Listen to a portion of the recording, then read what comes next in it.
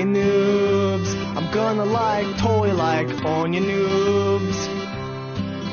'Cause I own you, like I own you pretty hard and stuff, right? I'm gonna give you some spanks, just like you're like Kyle, and you suck ass at all the games you try to play. 'Cause I own you pretty hard and stuff, right? Nice, own you. Hi, I'm Danielle Wagster, and we're here at the Stage 6 Live Theater here at CES. Are you all excited to be at CES today? Let's hear some hands. All right. Well, this next show is what happens when a physicist and computer science major change careers to produce a show watched by millions around the world. Enough said, let's hear it for Jeremy and Kyle from Pure Ownage.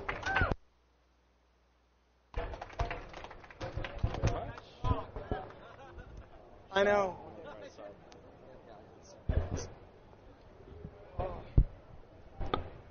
All right. Test. Great. Thanks for coming out. That's awesome. My name is Jarett Kale. I am the writer and lead actor in Pure Ownage. My name is Geoff Lapere, and how's my mic doing? Good? My name is Geoff Lapere, and I'm the director, and I play the character Kyle in the show, the guy that has the camera. You got to keep it straight.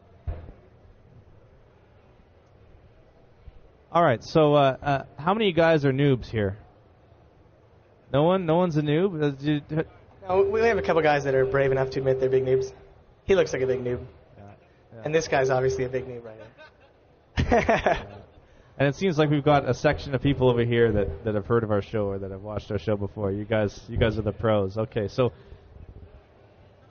anyway, those of you that have never heard of our show, the way we describe it is it's a series of comedic videos about internet culture and video games. The story behind the show started when Jarett and I, we of course play a lot of video games ourselves, and we were interested in video production, and we made a short episode or a short video clip of Jarett doing this character that became later on to be the owner, and this video went viral through a certain community that was dedicated to a particular game. That game was Command & Conquer General's 0 Hour. You want to talk about what the inspiration for the main character of the show was, maybe, Jarett?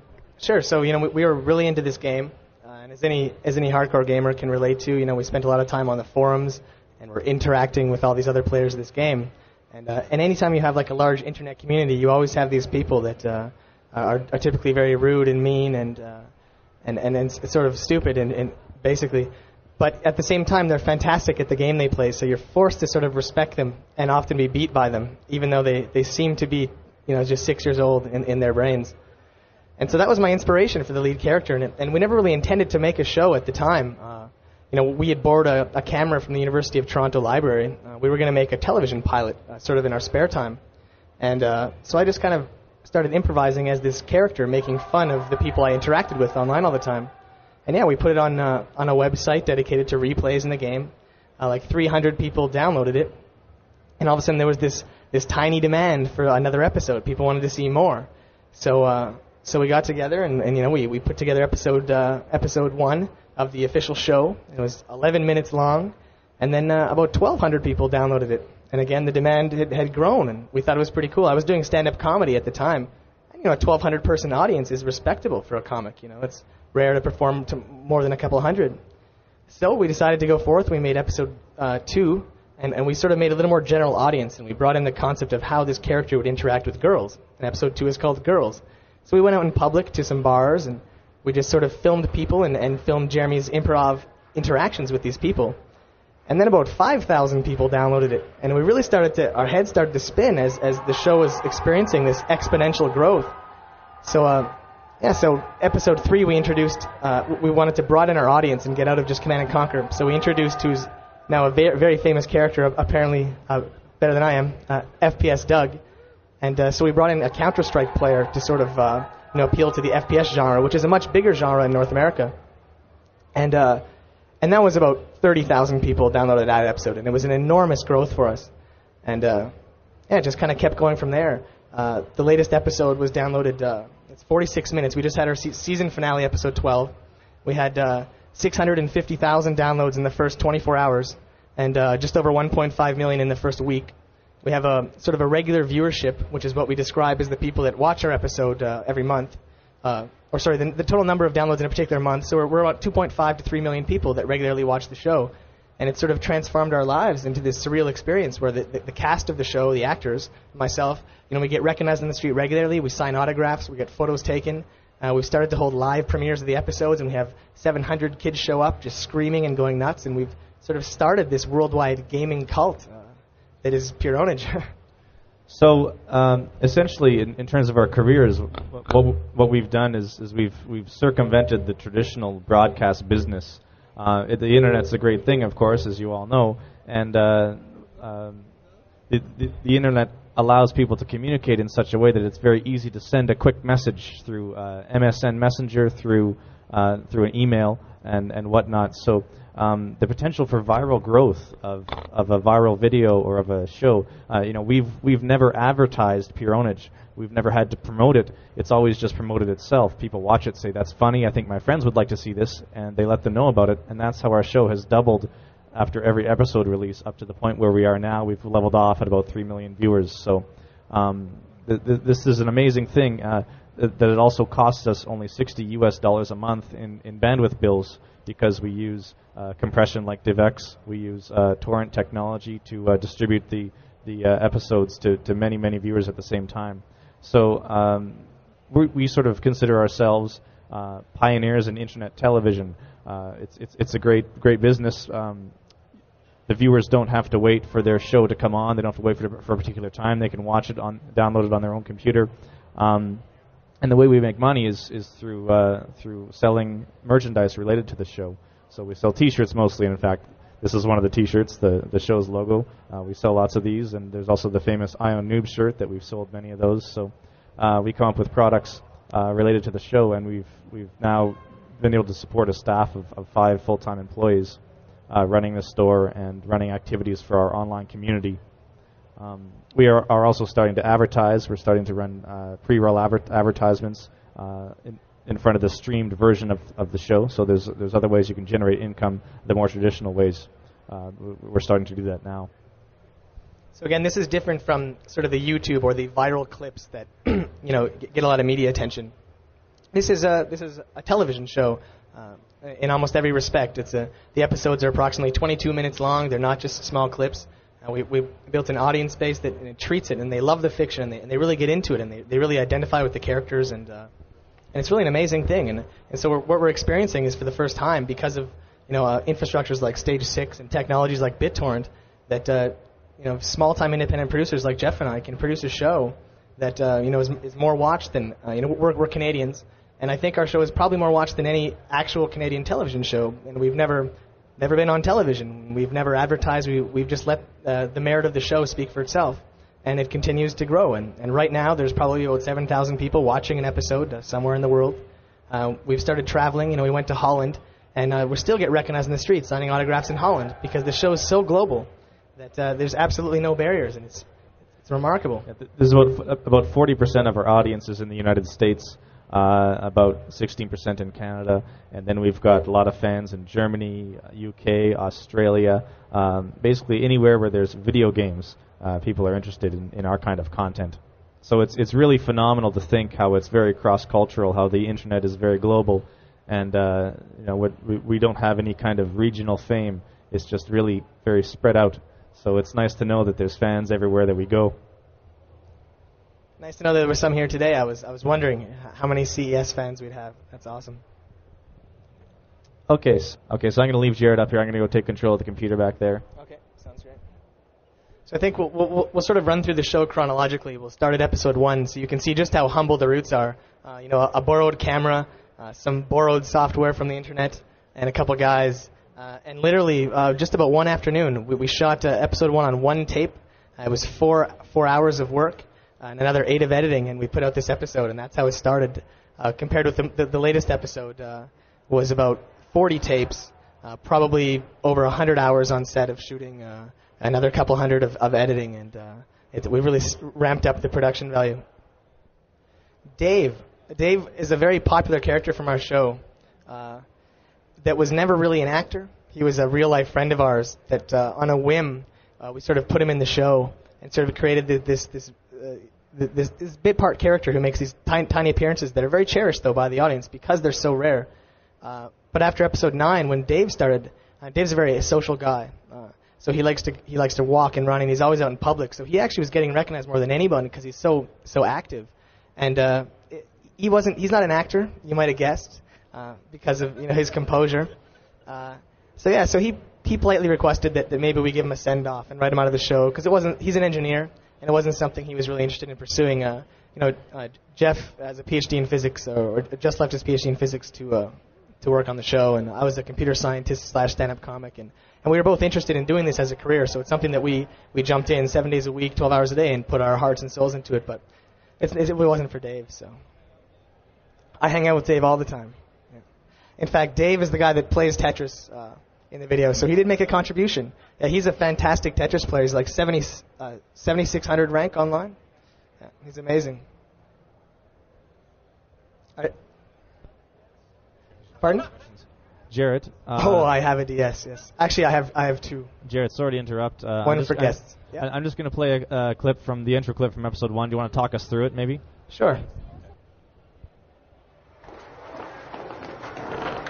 So this is the opening shot of Ownage, which is Jeremy's minimalist bedroom, because a gamer doesn't really need more than a bed and a computer. We reveal that Jeremy indeed sleeps in the clothes that he wears every day. You said you do. Gamer also has no need for fashion. Dude, you're not Scorsese, man. You're just a noob. Jared, if you don't get up, Mom's gonna freak. Mom's like a noob, man. Don't worry about Mom. Mom's like using like 3 doses of build. Now for people that played Command & Conquer, that's really funny.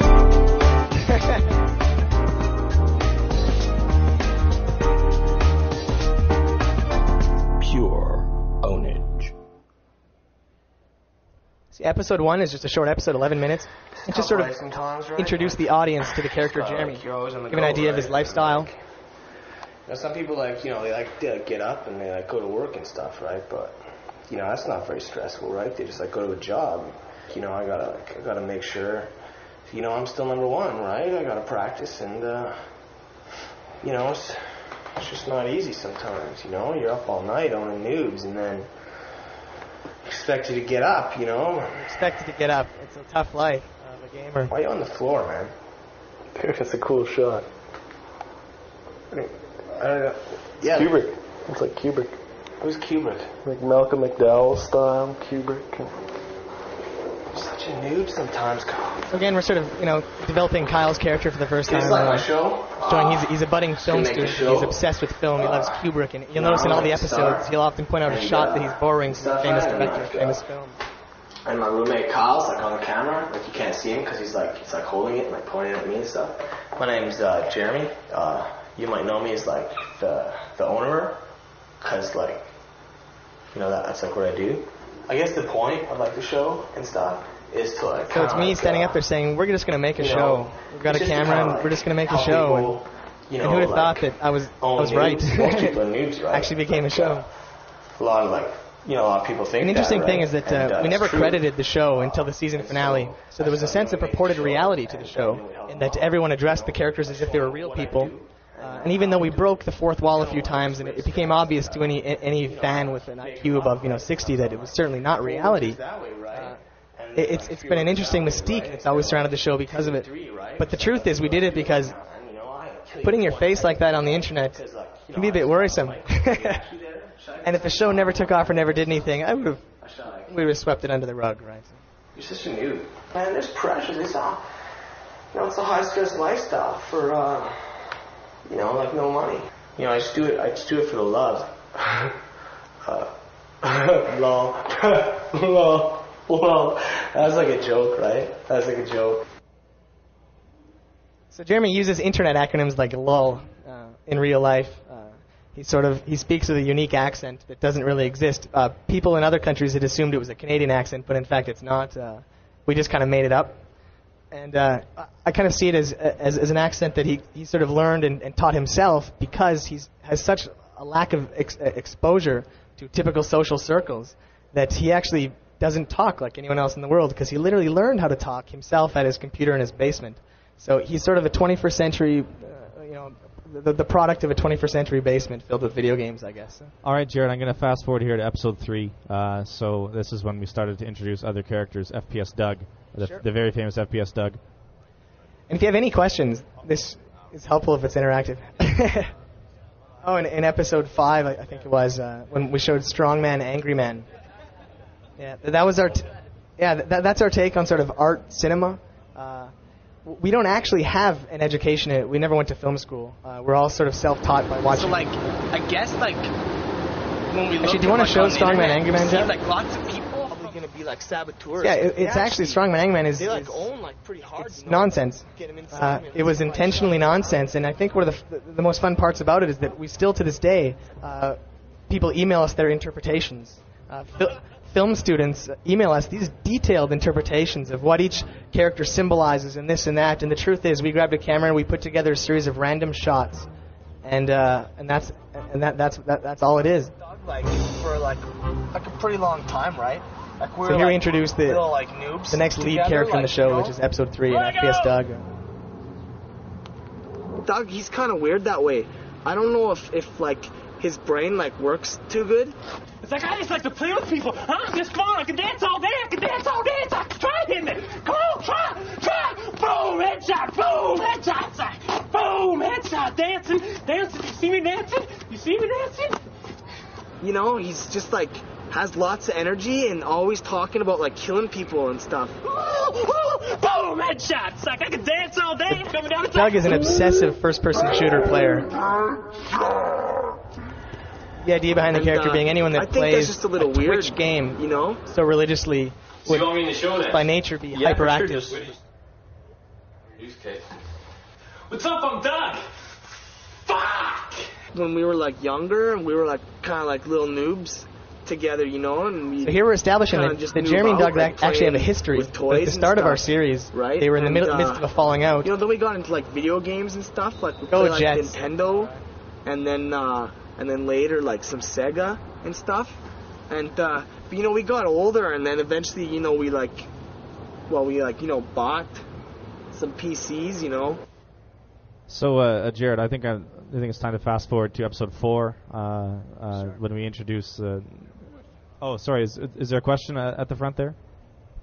No question. Okay, yeah. So 4, we started to introduce this epic storyline. There's more to gaming than what meets the eye, and the character, the Master, is responsible for training Jeremy in pro gaming. He's one of the best gamers in the world. So let me just show you a clip from that. Episode 4 is the first time that we broke mockumentary mode and actually have Where's my 20 bucks? Yeah, we actually have a scene which is actually here that's shot in cinematic mode, and Kyle is not present in this room. So this is the first time it became obvious to the astute observer that it is indeed not reality. Why have you come here? The Master, being the greatest gamer in the world, plays 4 games simultaneously, all at world record speeds. The 4 games shown that he's playing are actually the world record times in those 4 particular games. That are clearly beyond your comprehension. Do you mean to imply that you are my strategic equal? The guy who does the voice of the Master is actually a priest in Ontario. He's got a fantastic voice. He was a pastor for the university, and we heard him talk.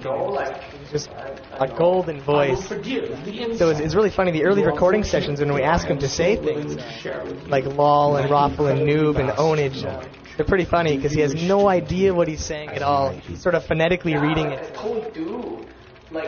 I want to become like uber pro like you and stuff. Then do not deceive. See, earlier in this episode, Jeremy lost a game into a noob. Jeremy's a fantastic player himself. You know, he's sort of the Luke Skywalker of our series, right? So he has all this amazing potential as a gamer, but he's struggling right here because he had lost to a noob, which is the worst thing that can happen to a pro gamer.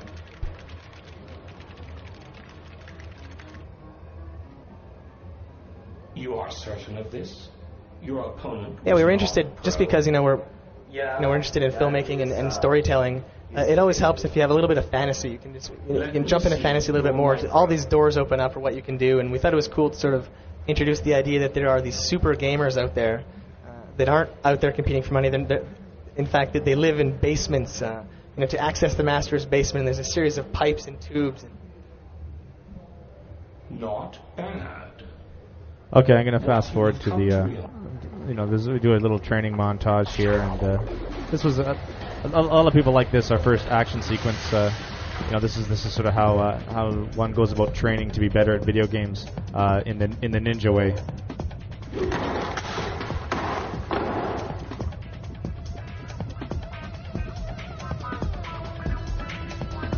So this is a dream sequence that Jeremy has that's sort of a Star Wars homage.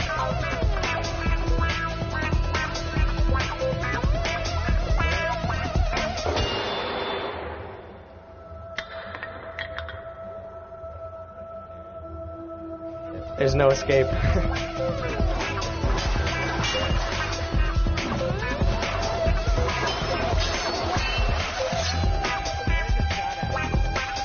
Almost all of it is shot at the University of Toronto. We sort of follow Robert Rodriguez's philosophy of you shoot where you have access to, and we sort of and we're lucky because Geoff, pursuing his PhD at the University of Toronto, had access to all these amazing facilities, and it's a really old school, so a lot of fantastic old buildings. So this is actually a room where students present their theses for their PhD. It's a very intimidating room. There's one desk in the center, and then everyone sits around you. So we edited out the door, and we spun the camera to give the impression that there's in fact no way in or out of this room. But it's just one of the many really interesting and cool locations that we have access to, just naturally.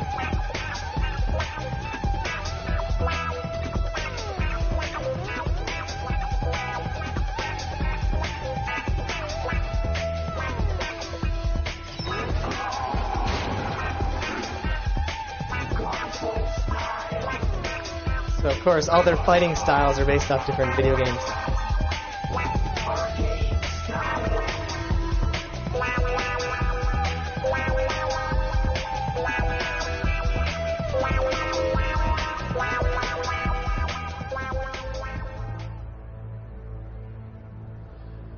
And Jeremy is victorious over the Master.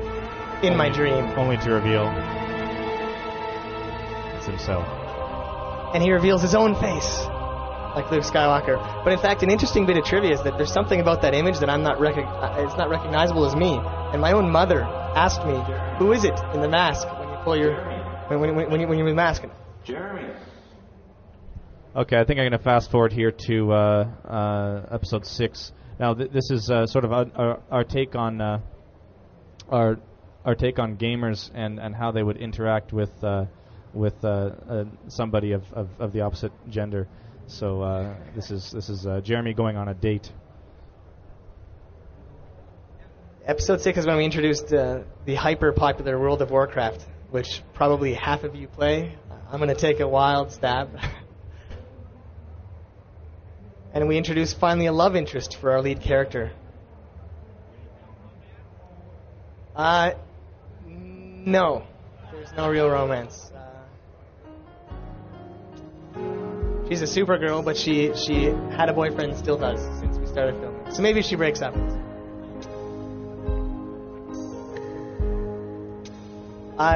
Not like her character. She's very casual.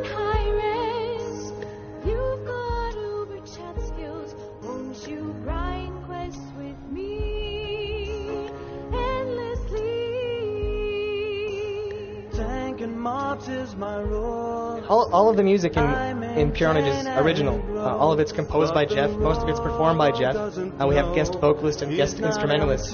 But in fact, it's one of the strongest parts of the series, is the fact that we have this great music that's all original. And pretty funny. That's them holding hands.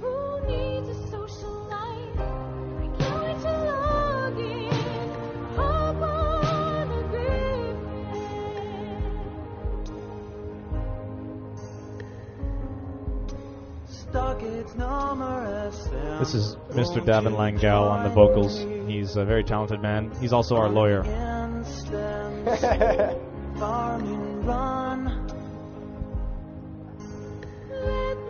Wanted to create this sort of Disney-esque performance, right? So we got the fan going on her. It's for the wind in her hair. I'll be good to go.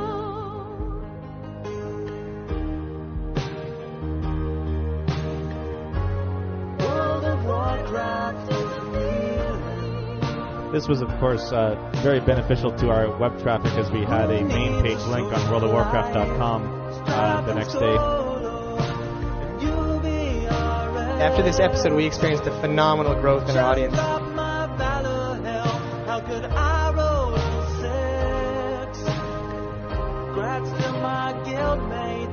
But I can't believe this shit.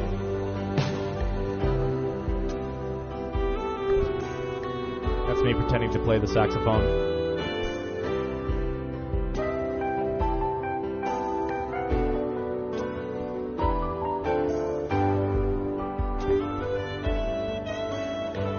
This is the best game. This is the best game I've ever played. This is the greatest game. World of Warcraft, you're the greatest game. World of Warcraft, you're the greatest game. The best game I've ever. Jeremy, what are you doing? Oh, Kyle. No, Kyle, come on. I was just cleaning my monitor like a bit. Like, it was a bit dirty. Like, why are you filming, Kyle? Poor like, Jeremy. The monitor up. His first kiss. Because I couldn't really see the dirt anymore. So, like, you can see it, like, a lot better when you turn the light off. Like, shouldn't you go? Like, don't you have something to do? Well, actually, I came here. All right, so yeah, that's how gamers date in Pwnage. Yeah. I think maybe I'll fast forward to episode 8. What do you think? Well, we'll show what goes down at a LAN party. Sure, yeah. Later on in this episode, Jeremy becomes obsessed with World of Warcraft, like any competitively spirited gamer would. In order to dominate MMO, you have to invest in an obscene amount of time. And so Jeremy eventually collapses after playing for a week straight without sleeping or stopping or eating. And falls into a coma in episode 7. Of new. This is episode 8. We actually shot this right after episode 5, a long time before it was released. Hey. I'll be And we introduced our first sort of villain character, who's inspired by that sort of over-the-top, cheesy 80s villain. And Geoff Hodgson plays Death Striker 6666. He's extra evil. And I think he does a fantastic job. Man, check out that noob's rig. It's not much of a noob, Doug. So we're just showing how evil Death Striker is. Look at him own these noobs.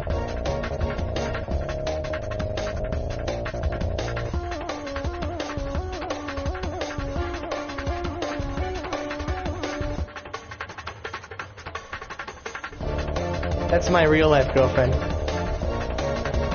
Bit of trivia. We're now entering semi-final round. FPS Doug versus Death Striker 6666. Looks like you're up, Doug. Right, let's do it, man. Doug, just take it seriously, okay? No, I know. Just don't try to knife the guy. Just shoot him in the head, get over with.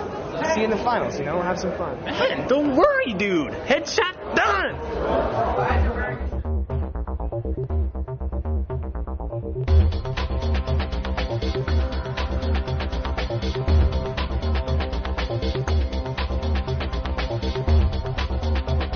This is the Counter-Strike Source engine, which is just a gorgeous engine that I had a lot of fun making Machinima with.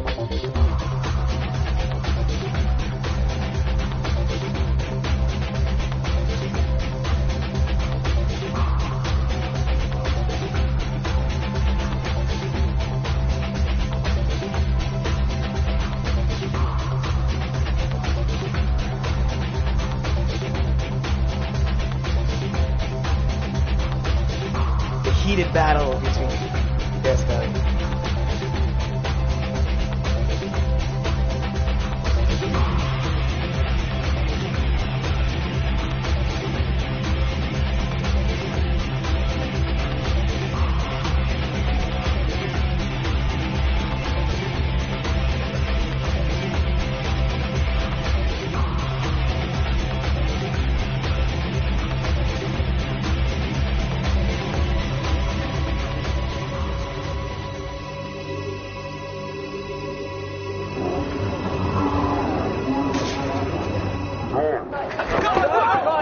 Doug, you okay? Boom! Headshot, FPS, Doug! Boom headshot being Doug's very famous catchphrase that I'm sure you hear when you play FPSs, and it's used against him. So there you have it. FPS Doug unfortunately loses to Deathstriker.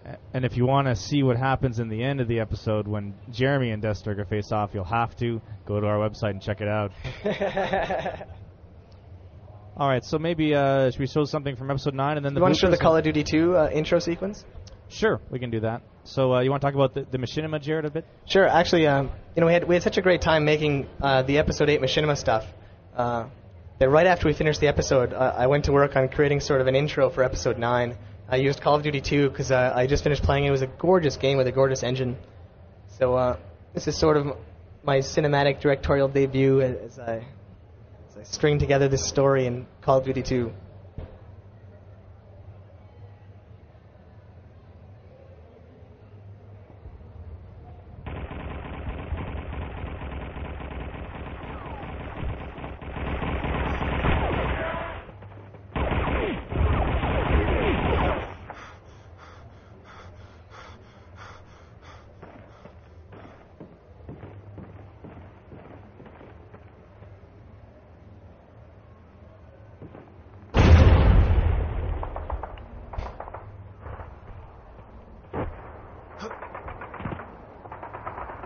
This character is actually FPS Doug, sort of in his dream.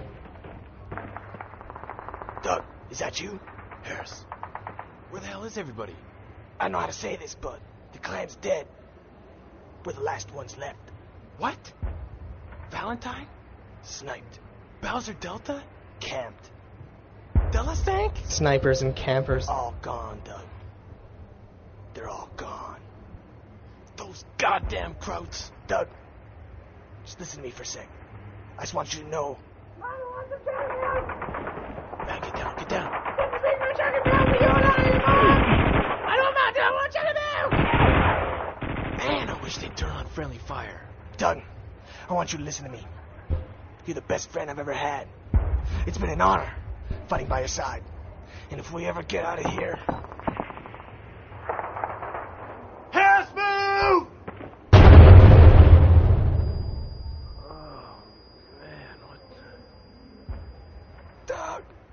Harris!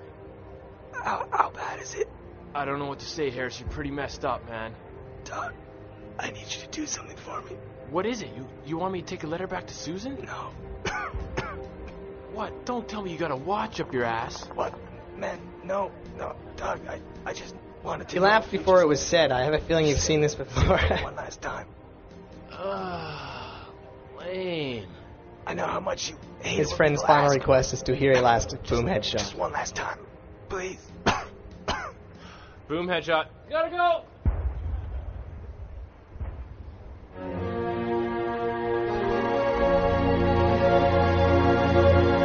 Oh boy.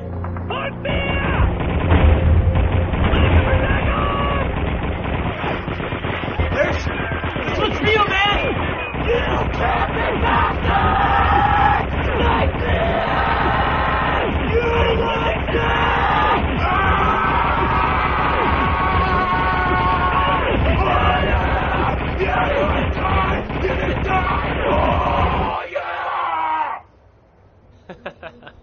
Noobs. FPS Doug. What the hell? Our first green screen usage. Oh my God! Hacks! Are you quite finished? There's a man I'd like you to meet. He will help further your training. When you wake up, follow these instructions.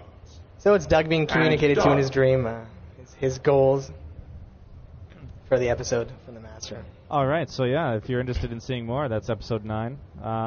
What else do you think, Jarett? Do you think we can move on to the bloopers? Sure. Okay, so there's a few fans here that are probably very excited to see this because we haven't published these yet. We've only shown them at live screenings. I don't know. We might have to edit this out of the Stage 6. Actually, we're going to save it for the DVDs. But I'm going to see if I can pull up the blooper reel here from episode 10. But we plan to move to Final Cut for season 2. That's our plan, anyways. We just use what we had access to at the university.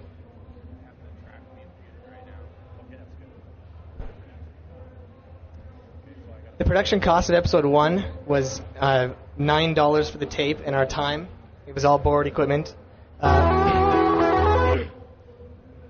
Oh, get out of my space.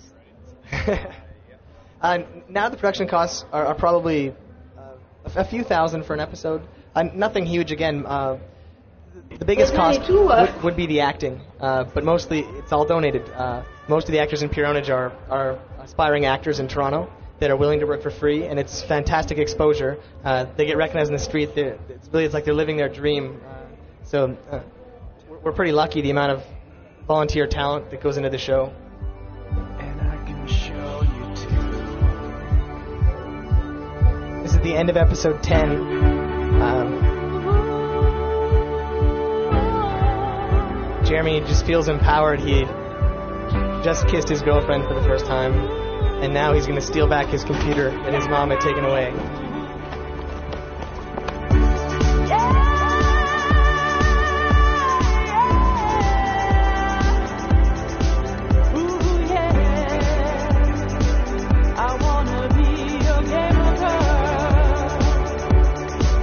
The amazing voice, Linda Gallant, again, sings a lot for us. Just a phenomenal vocalist, and again, just works with a big smile for free. We're so fortunate. Hey, Jeremy.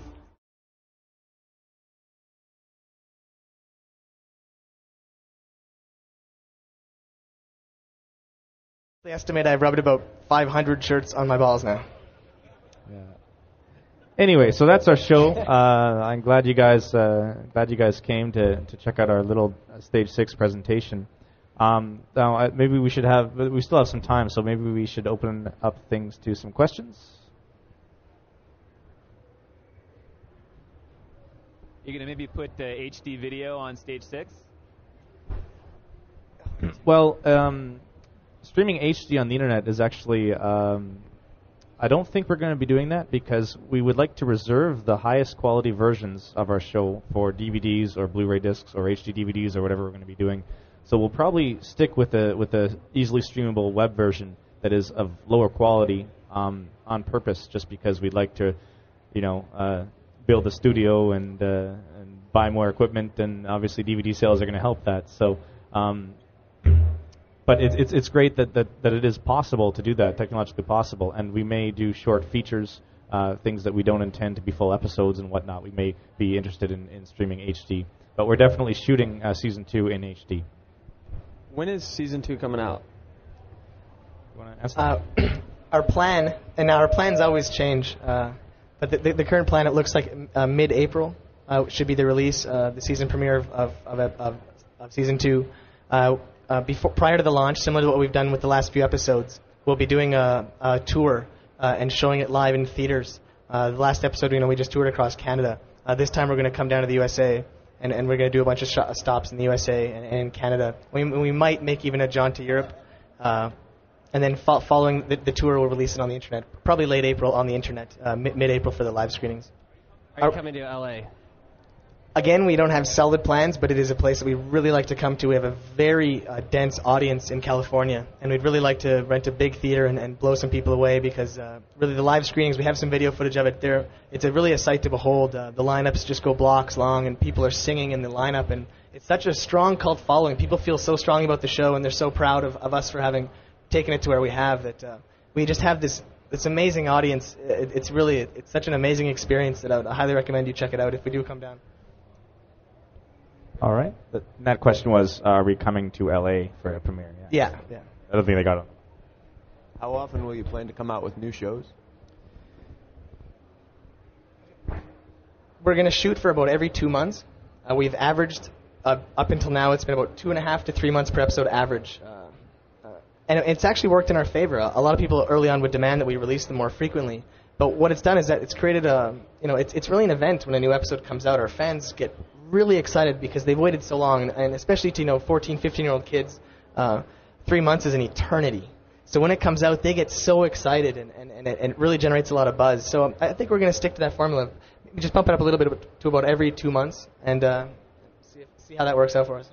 We really try to keep the episodes as comedically dense as possible, try to keep them up to date with the latest stuff. So we spend a lot of time writing it and we have a small production crew, so that's really why it takes so long. I'd love to do it every week, but it would probably be a pretty different show if it was every week. We'd have to sacrifice quality to put them out any faster. And we really do put a lot of work into it. It's hard to tell, but with only 2 guys, a standard television show, you look at the credits, there are 50 people working on it, and for the most part, Pwnage is Geoff and I. And so it takes a long time. It's a 7-day-a-week job. Question? What would you recommend to amateur filmers to do? As I've said before, I've talked a lot about the new technologies that are available, and it's now possible to get into the business as we have without having to convince anybody else in a position of power that you are good at what you do. You can go ahead, shoot your own stuff, put it on the web. A lot of people will give you feedback. There's a lot of fans that have made videos and short clips for our fan art section in our forums. And one in particular, his name is Firefly. I've been talking to him a lot. He's been making some good stuff. He's pretty good at Adobe Premiere and doing his special effects. And he's very much interested in film, and I tell him the same thing. I say, just go ahead, keep shooting stuff. Practice makes perfect. And everyone's got their home video cameras now. They're not very expensive. And as you see with Pwnage, if you can find a reason for your footage to look cheap, you can actually start up a show as long as you have some excuse. And as Jarett mentioned, we started, I think it was $10 or whatever we started for the tapes of episode 1. So that, and we've grown our business to here, but we've been very lucky and stumbled on this early on. So, but to sum up my advice, just keep shooting, get some editing software, and go nuts. If it's natural for you, you'll have a good time regardless. The time is now. Absolutely, it's amazing. Sort of the technology available and how cheap digital filmmaking has become. How easy it is to distribute via stuff like Stage6. The opportunity is there. So there's really no excuse. Just grab a camera and start shooting.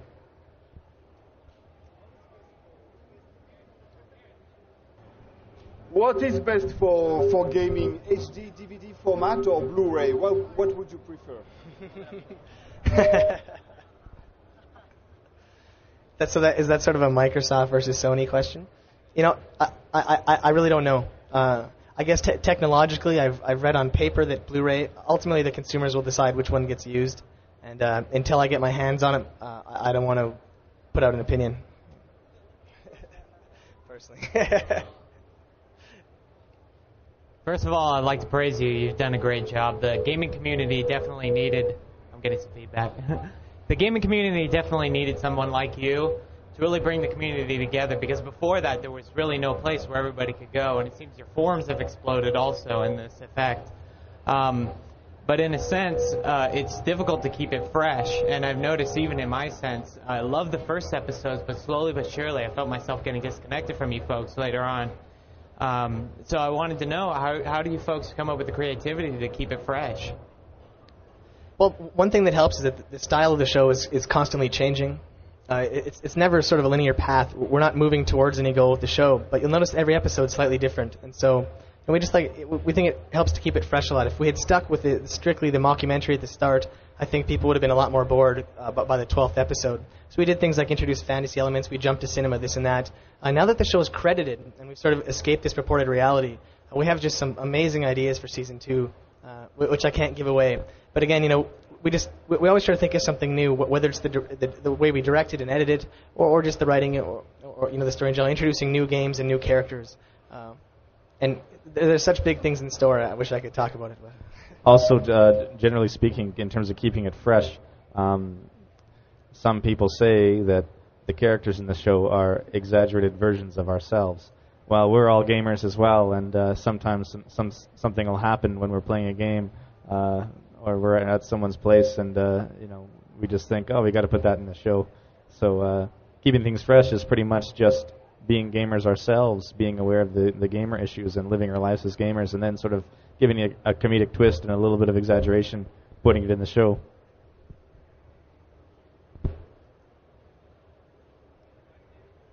Any more questions?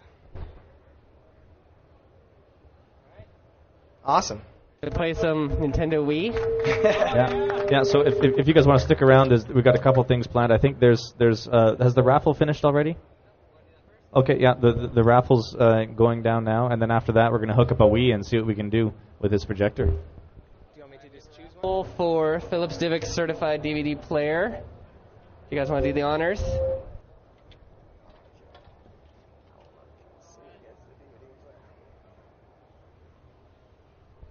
Robert McNuyen. Nice. There you go. Grats. All right, did I say that right? We're going to set up the Wii and get playing pretty soon. All right, thanks a lot, guys.